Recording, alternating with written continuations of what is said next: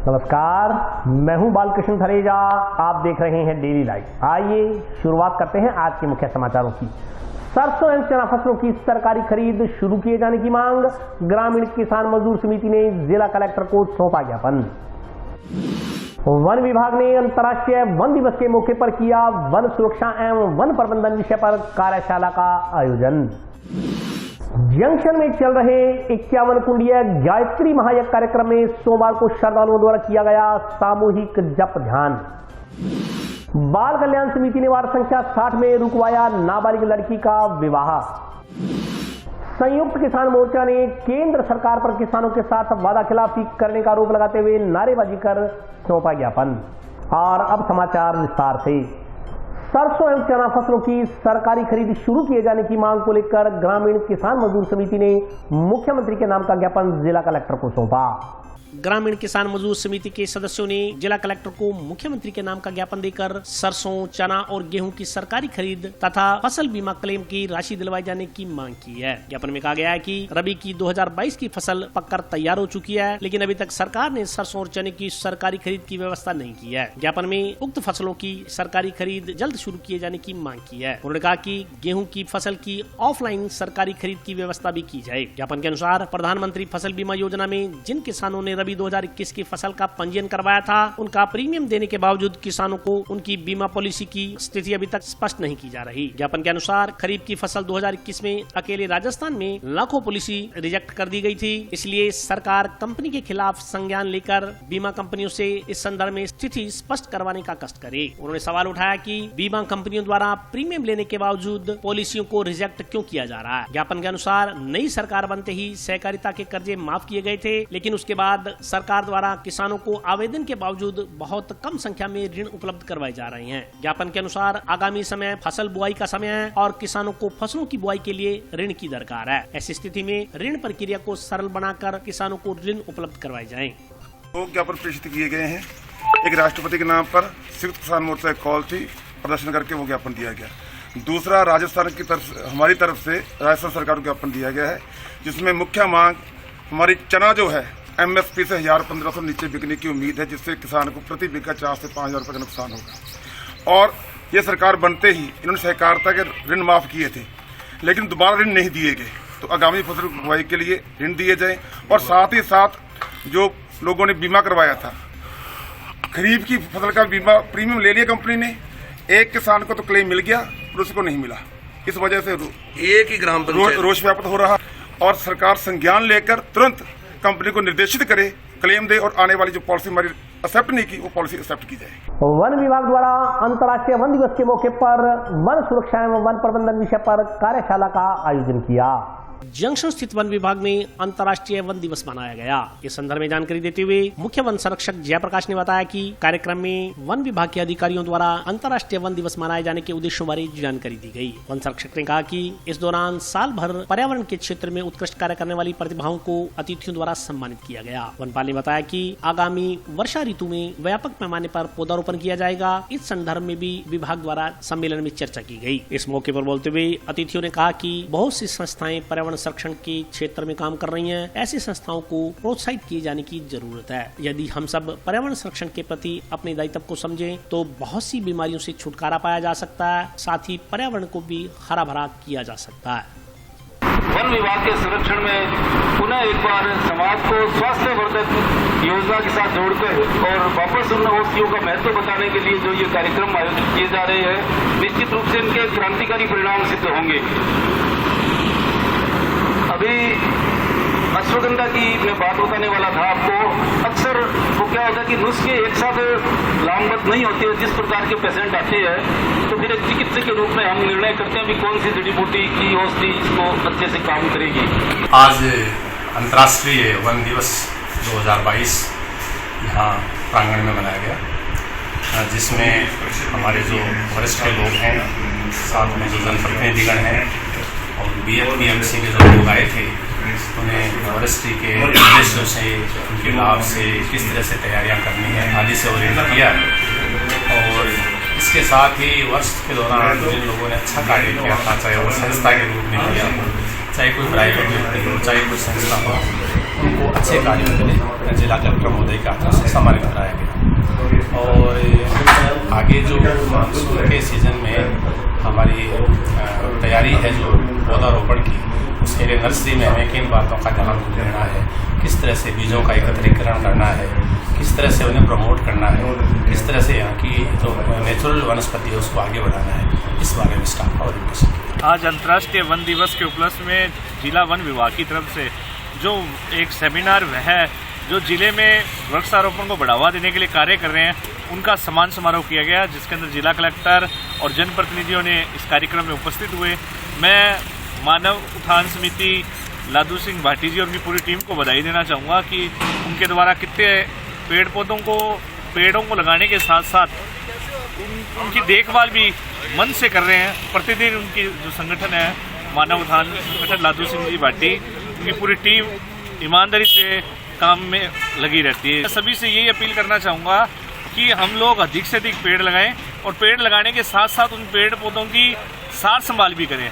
Corona काल में हमने महसूस किया है कि अगर कोई हमें बचा सकता है तो हम जितना प्रकृति के साथ जितना हमारा जुड़ाव रहेगा तो हम बीमारियों से जो है बच सकते हैं। इसलिए मैं सभी से ये आह्वान करना चाहूँगा कि अधिक से अधिक पेड़ पौधे लगाएं और उनका सार संभाल करें। वार्ड नंबर 15 की पार्षद व किन्नर समाज की नगीनाबाई ने अपने वार्ड में जन्म लेने वाली बेटी को शगुन के तौर पर 5,000 रुपए नकद देकर सोमवार को अनूठी पहल शुरू की है। नगर परिषद की पूर्व उप सभापति पार्षद व किन्नर समाज की नगीनाबाई ने अनूठी पहल की है। इसके तहत वे अपने वार्ड में जन्म लेने वाली बेटी को शगुन के तौर पर 5,000 रुपए नकद देंगी। इस पहल की शुरुआत सोमवार को वार्ड 15 के घर में करीब 1 माह पहले जन्मी बच्ची को शगुन राशि के तौर पर 5,000 रुपए की राशि देकर की गई। बेटा बेटी में भेद समाप्त करने के लिए शुरू की गई इस पहल का आगाज भट्टा कॉलोनी स्थित आंगनबाड़ी केंद्र भी पर आयोजित कार्यक्रम में किया गया। वार्ड वासियों ने भी नगीनाबाई की इस पहल की सराहना करते हुए कहा कि इससे अन्य लोगों को भी प्रेरणा मिलेगी। विशेषकर बेटियों को बोझ समझने वाले लोगों को जगाने के लिए यह उचित प्रयास है। इस मौके पर नगीनाबाई ने बताया कि उन्होंने पिछले दिनों एक समाचार पढ़ा था। इस समाचार में जानकारी दी गई थी कि तमिलनाडु क्षेत्र के एक सरपंच की ओर से बेटा बेटी का भेद समाप्त करने के लिए अनूठी पहल करते हुए गांव में बेटियों का जन्म होने पर मिठाई बांटने के साथ खुद हर बच्ची को 5,000 रुपए की एफडी करवा कर दी जा रही है। इसी से उन्हें भी प्रेरणा मिली। अब उन्होंने भी यह निर्णय लिया है कि वे अपने वार्ड क्षेत्र में होने वाली बेटी को शगुन के तौर पर 5,000 रुपए देंगी। उनके वार्ड में करीब 1 माह पहले जन्मी बच्ची को सोमवार को शगुन के रूप में 5,000 रुपए देकर इस पहल का आगाज किया गया। नगीनाबाई ने कहा कि लोग आज भी बेटी को बोझ समझते हैं, लेकिन बेटी कभी बोझ नहीं होती, वह सिर का ताज होती है। एक बेटी चूल्हे से लेकर देश चला सकती है। आज बेटियां भी बेटों के बराबर हर क्षेत्र में उच्च मुकाम हासिल कर अपना माता पिता का नाम रोशन कर रही हैं। इसलिए उनकी क्षेत्रवासियों से अपील है कि वे अपनी बेटियों को उच्च शिक्षित करें। वार्डवासियों ने पार्षद नगीनाबाई की इस पहल को प्रेरणादायक बताते हुए उनका आभार जताया। आज वार्ड नंबर 15 की पार्षद नगीनाबाई जी ने एक समाज को नया संदेश देने के लिए एक नई पहल बेटी के जन्म के उपलक्ष्य में बेटी पढ़ाओ बेटी बचाओ कार्यक्रम के तहत एक नई अनूठी पहल की है, जिसका हम सभी वार्डवासी तहे दिल से बाई जी का हार्दिक अभिनंदन और शुक्रिया करते हैं। और बाई जी द्वारा जो ये पहल है, ये एक बहुत ही अनूठी और एक समाज को एक नई विचारधारा और बेटियों के प्रति जो प्रोत्साहन बाई जी ने दिया है, इसके लिए बाई जी हमेशा याद करी जाएगी इस वार्ड में।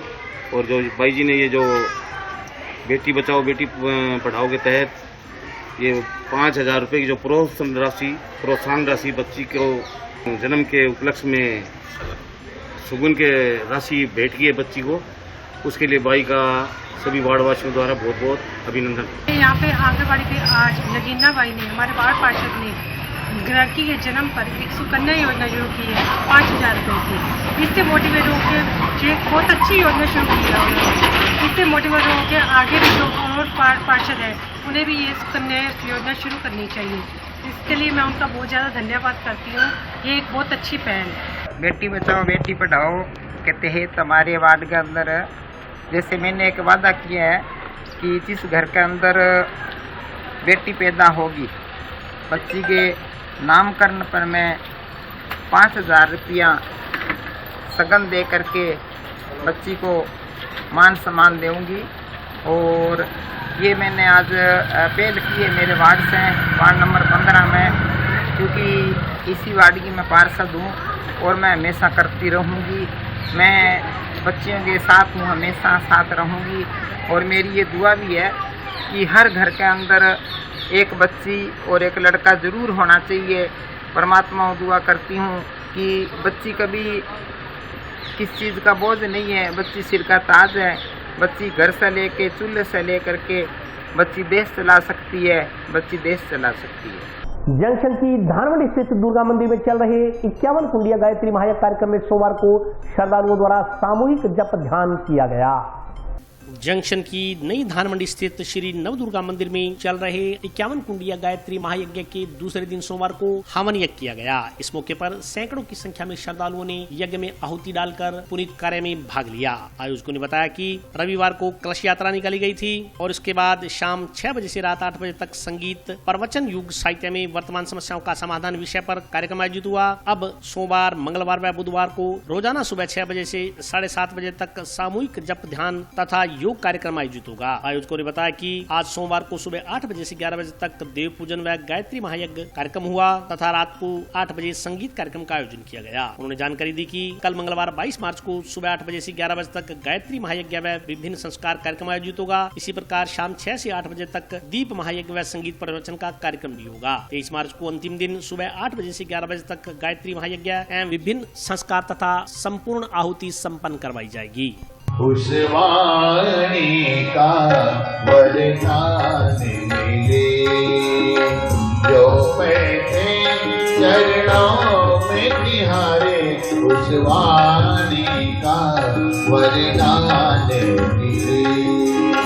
बातों जिसकी और निहारे, बातों जिसकी और निहारे, उस पुण्यों में स्थान मिले, उस पुण्यों में स्थान मिले।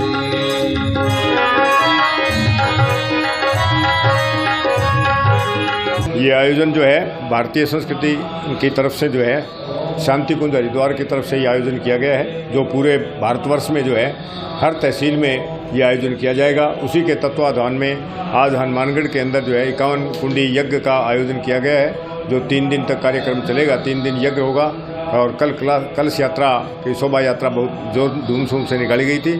आज यज्ञ का पहला दिन है और इसी तरह से 3 दिन तक लगातार जो है वो यज्ञ होते रहेंगे और इसके लिए भारतीय संस्कृति को जागृत करने का ये एक उदाहरण है। और साथ में गुरुजी के जो ग्रंथ लिखे हुए हैं, 3500 पुस्तकें गुरुजी ने लिखी हैं, उन पुस्तकों को घर घर तक पहुंचा करके और लोगों को सद्ज्ञान देना और उनके संस्कारों को जो है उचित जो है हमारी भारतीय संस्कृति के अनुरूप डालना, यही इस यज्ञ का उद्देश्य है।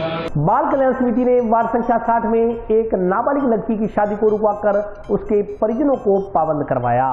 जंक्शन स्थित वार्ड नंबर 60 में एक नाबालिगा लड़की के विवाह को रुकवाकर बाल कल्याण समिति के पदाधिकारियों ने पुनीत कार्य किया है। इस संदर्भ में जानकारी देते हुए बाल कल्याण समिति के अध्यक्ष जितेंद्र गोयल ने बताया कि उन्हें कहीं से सूचना मिली कि जंक्शन स्थित वार्ड नंबर 60 में एक नाबालिग लड़की की शादी उसके परिजनों द्वारा की जा रही है। सूचना मिलने के बाद वे अपनी टीम के साथ मौके पर पहुंचे और परिवार के सदस्यों को समझाइश कर शादी को रुकवाया।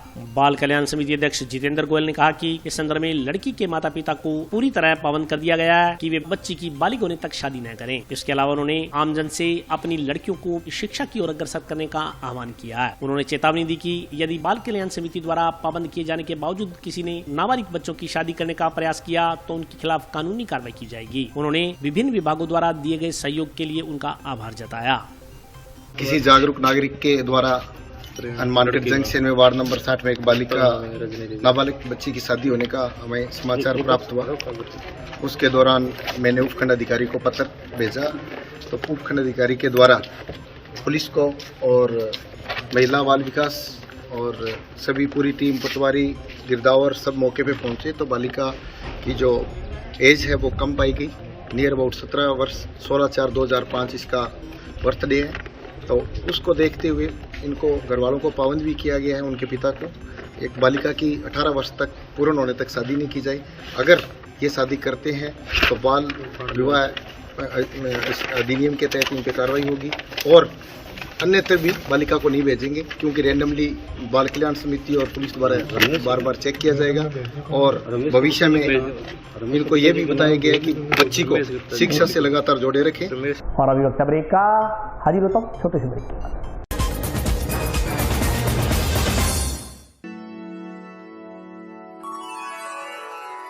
यूं तो कई बार मुझे हंसते देखा है,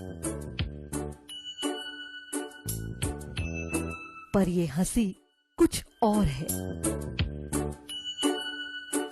ये गहना मुझ पर जचता है, पर ये महज एक गहना नहीं,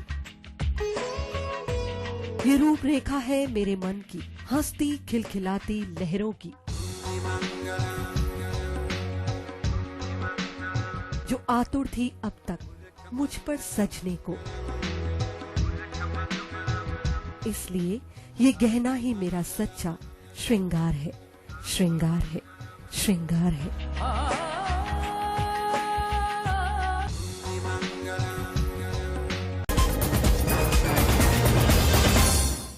ब्रेक के बाद स्वागत है। आइए नजर डालते हैं अगले समाचारों पर। संयुक्त किसान मोर्चा ने केंद्र सरकार पर किसानों के साथ वादा खिलाफी करने का आरोप लगाते हुए नारेबाजी कर ज्ञापन सौंपा। वादा खिलाफी बंद करो, बंद करो, बंद करो। इंकलाब जिंदाबाद, जिंदाबाद, जिंदाबाद। संयुक्त किसान मोर्चा जिंदाबाद, जिंदाबाद, जिंदाबाद। संयुक्त किसान मोर्चा द्वारा सोमवार को जिला कलेक्ट्रेट के समक्ष प्रदर्शन कर राष्ट्रपति के नाम का एक ज्ञापन जिला कलेक्टर को सौंपा गया। ज्ञापन में कहा गया कि किसानों ने लंबे समय तक अपनी विभिन्न समस्याओं के समाधान की मांग को लेकर आंदोलन किया। इस दौरान सरकार ने उनकी समस्याओं का समाधान का वायदा देकर उनके आंदोलन को समाप्त करवा दिया, लेकिन सरकार ने उनके साथ वादा खिलाफी की है। किसानों ने कहा कि देश भर के किसानों ने तीनों काले कानूनों के विरोध में भारी रोष व्याप्त था। संयुक्त किसान मोर्चा ने सरकार के आश्वासन एवं भरोसे पर दिल्ली बॉर्डर से अपना मोर्चा हटाने का ऐलान किया। उसके बाद सरकार अपने वायदे से मुकर गई। उन्होंने कहा कि अब सरकार अपने नए कानूनों के जरिए किसानों के जख्मों पर नमक छिड़कने का काम कर रही है। किसानों ने कहा कि सरकार की वादा खिलाफी के विरोध में पूरे देश में किसानों द्वारा 31 जनवरी 2022 को विश्वासघात दिवस मनाया गया था और हर जिले से राष्ट्रपति के नाम ज्ञापन प्रेषित किए गए थे। उन्होंने कहा कि देश के अन्नदाताओं में सरकार के खिलाफ भारी रोष व्याप्त है। उन्होंने चेतावनी दी कि यदि केंद्र सरकार अपने लिखित वायदों पर अमल नहीं करती तो किसान मजबूरन एक विशाल आंदोलन करने को मजबूर होंगे। उन्होंने चेतावनी दी कि आंदोलन की ऐसी सुनामी आएगी कि देश में बड़ा आंदोलन खड़ा हो जाएगा। उन्होंने जानकारी दी कि संयुक्त किसान मोर्चा ने 11 से 17 अप्रैल के बीच एमएसपी को लेकर के गवर्नमेंट गारंटी सप्ताह आयोजित करने का फैसला लिया है। इस दौरान कामरेड रामेश्वर वर्मा, कामरेड रघुवीर वर्मा, सुरेंद्र शर्मा, लखबीर सिंह, गुरुजीवन सिंह, बूटा सिंह सहित अन्य किसान उपस्थित रहे। पूरे देश में ऐलान किया है कि केंद्र सरकार ने जो हमारे साथ समझौता किया था उस समझौते को लागू करने के लिए कोई कार्रवाई नहीं की गई, न कोई कमेटी बनी है, न उसकी तरफ बढ़े हैं।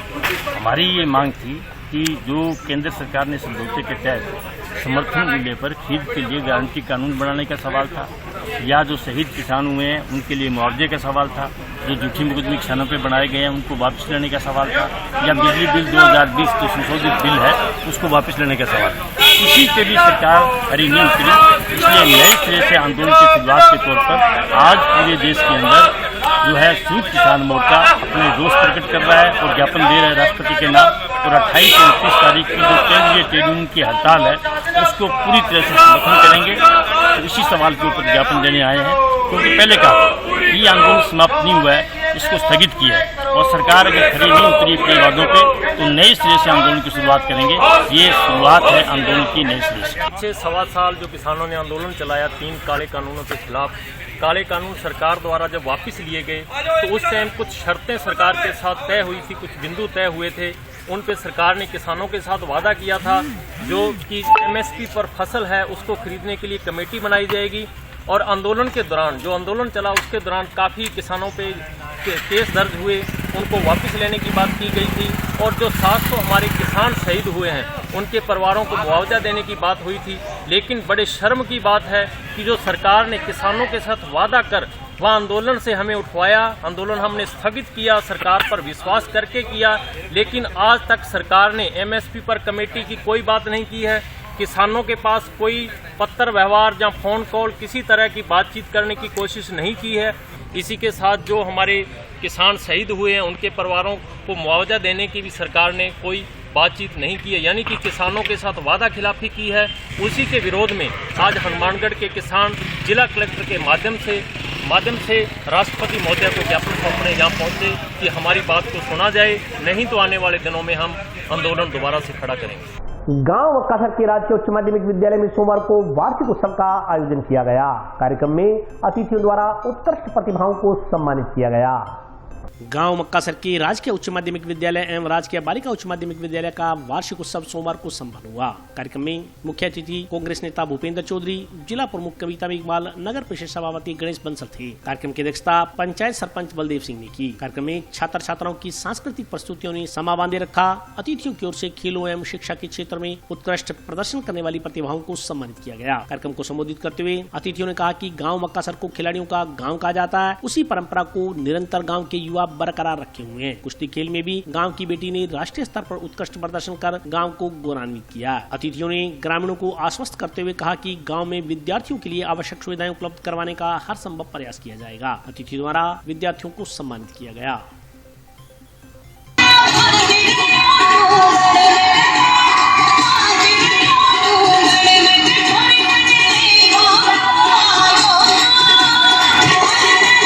गांव मक्कासर में कन्या पाठशाला उच्च माध्यमिक और बॉयज लड़कों का उच्च माध्यमिक का वार्षिक उत्सव दोनों स्कूलों का एक जगह मनाया गया। उसमें हमारे विधायक के प्रतिनिधि की तरफ से भूपेंद्र जी पहुंचे हैं और जो बच्चों ने सांस्कृतिक कार्यक्रम में जो प्रस्तुतियाँ पेश की है वो बहुत अच्छी और आगे प्रेरणा देने की ये प्रस्तुतियाँ हैं। और आगे भी हम ऐसे कार्यक्रम को पूरे गांव के हर गांव का नागरिक एकजुट रहेगा और अपने गांव के ऐसे कार्यक्रम को आगे बढ़ाता रहेगा और गांव के बच्चों को आगे भविष्य के लिए आगे बढ़ने के लिए प्रेरणा देती है। खुशी की बात तो ये है कि आज हमारे गांव में जितने भी स्कूल है, सरकारी स्कूल थे, बेटियों का स्कूल है, बेटों का स्कूल है, आज सब ने हमने गांव में संयुक्त होकर एक ही जगह सारा प्रोग्राम रखा है, जिसकी सबसे बड़ी खुशी है कि आज सारी एक ही छत के नीचे सारा गांव बैठा है। हमारे लिए सबसे बड़ी खुशी की बात ये है, सारे बच्चों के पेरेंट्स भी आए हुए हैं, सारा गांव यहाँ पे एकत्रित हुआ है। विधायक महोदय, सारे के सारे जो हमारे जनप्रतिनिधि हैं वो सारे आए हैं। सारे गांव का इसमें बहुत बड़ा सहयोग रहा है। सारे गांव ने, हर परिवार ने अपना साथ देकर और ये बहुत अच्छा प्रोग्राम रखा है। और आगे वाले आने वाले टाइम के लिए भी अच्छे संकेत है भी सारी बातों को भूल के सारे गांव के बच्चों के लिए अच्छी प्रेरणा ये दें हम अपनी तरफ से कि सब मिलजुल के रहें और अच्छा पढ़ के अपने देश, समाज और गांव का नाम रोशन करें। प्रदेश भर की ग्राम पंचायतों के सरपंच 13 सूत्री मांगों को लेकर मंगलवार को विधानसभा का घेराव करेंगे। घेराव कार्यक्रम में शामिल होने के लिए सोमवार को सरपंच जयपुर के लिए रवाना हुए। विधानसभा का घेराव करो, सीएम हाउस का घेराव करो, सरपंच एकता जिंदाबाद, सरपंच एकता जिंदाबाद, सरपंच यूनियन जिंदाबाद।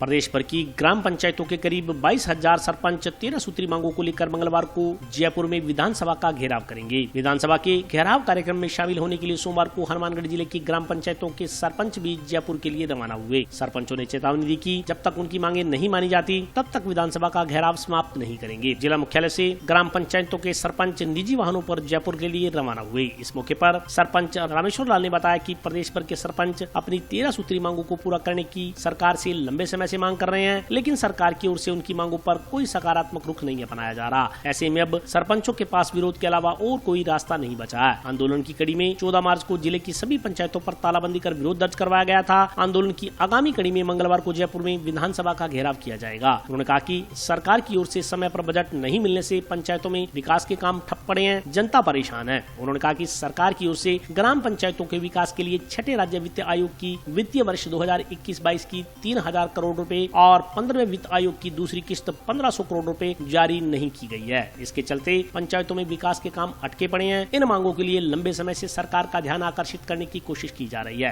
लेकिन सरकार का रुख अभी सकारात्मक नहीं दिखाई दे रहा। ऐसे में प्रदेश के तमाम सरपंच अब आंदोलन करने को मजबूर हैं। सरपंच इकट्ठे होके सरपंच सतीपुरा, सरपंच बेलौल नगर, सरपंच चकज्वाला सिंह वाड़ा, सरपंच कोल्हा, सरपंच गुरुसर, आज हम 22 तारीख का जो जयपुर विधानसभा का घेराव करना है, सीएम हाउस का घेराव करना है, उसके लिए आज यहीं से अब गाड़ियों से रवाना हो रहे हैं। और हमारी मांगे जितनी भी है 1100 करोड़ रुपया स्टेट गवर्नमेंट ने 2 साल से आपके पास दबा के रख रखा है, हमारे सरपंचों का पैसा नहीं दे रहे हैं। और हमारे जैसे कंप्यूटर ऑपरेटर है, एलडीसी है, जो सहायक है, उनकी जितनी भी सैलरी वगैरह है वो सारी हमारे पंचायतों पे थोप रही है, सरकार अपने पास से नहीं दे रही। उसके लिए मांगे मना रहे हैं और पूरे का पूरा हम पूरे राजस्थान के 22,000 सरपंच जा रहे हैं, साथ में हमारे वार्ड मेंबर हैं, उप सरपंच हैं, सारे इकट्ठे होकर जा रहे हैं। वहाँ घेराव करेंगे। हमारी जब तक मांगे नहीं मानेंगे तब तक हम जयपुर में डेरा लगा के रखेंगे। और आज के लिए बस इतना ही। कल फिर हाजिर होता हूँ नए समाचारों के साथ। तब तक के लिए नमस्कार।